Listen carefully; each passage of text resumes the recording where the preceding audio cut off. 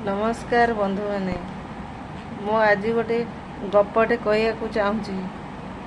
भूल थिले क्षमा करिवे, ठीक थिले लाइक करिवे। गपटी होउची काहाकू किछि देइछ। जड़े धनी व्यक्ति ट्रेन रे जाउथिले।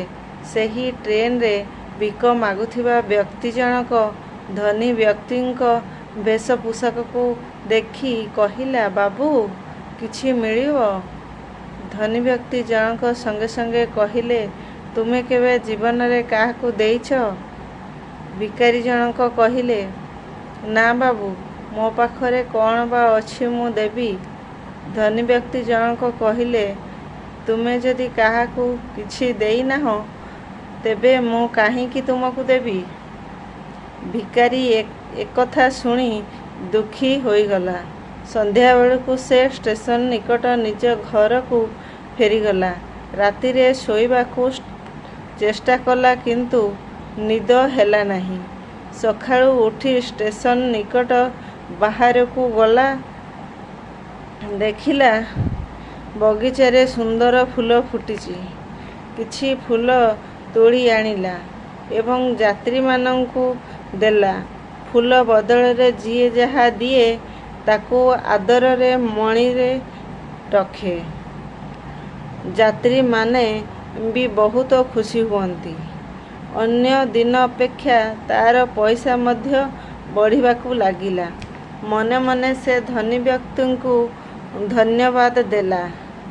किछि दिन परे से भिकारी धनी व्यक्ति सह पुणी भेट होईगला। संगे संगे फूलटी बढ़ाई देला। व्यक्ति जनक पर्स रु 10 टंका ताकू देले एवं कहिले, जेउठी ए फूल आनिछ तार जत्न नेउछ नाही।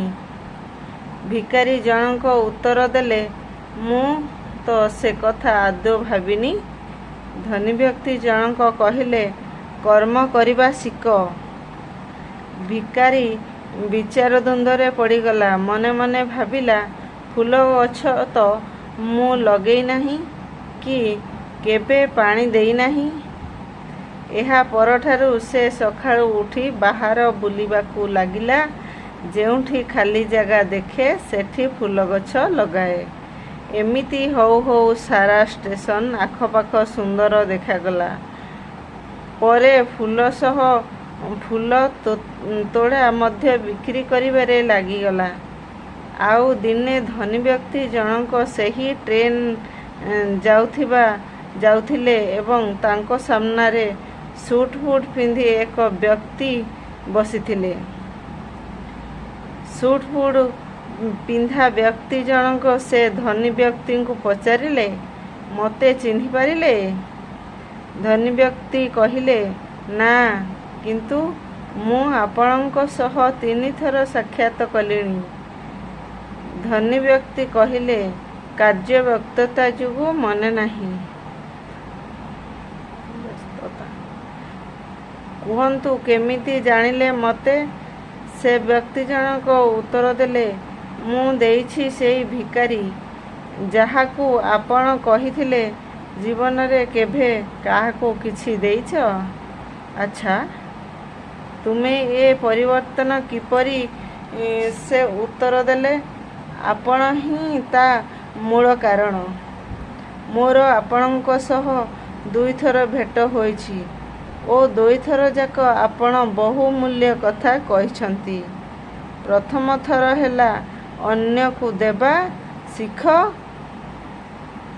तेबे भगवान तुमको देबे। द्वितीयटी हेला कर्म कर, फल भगवान देबे। तिकिरे रहउछि।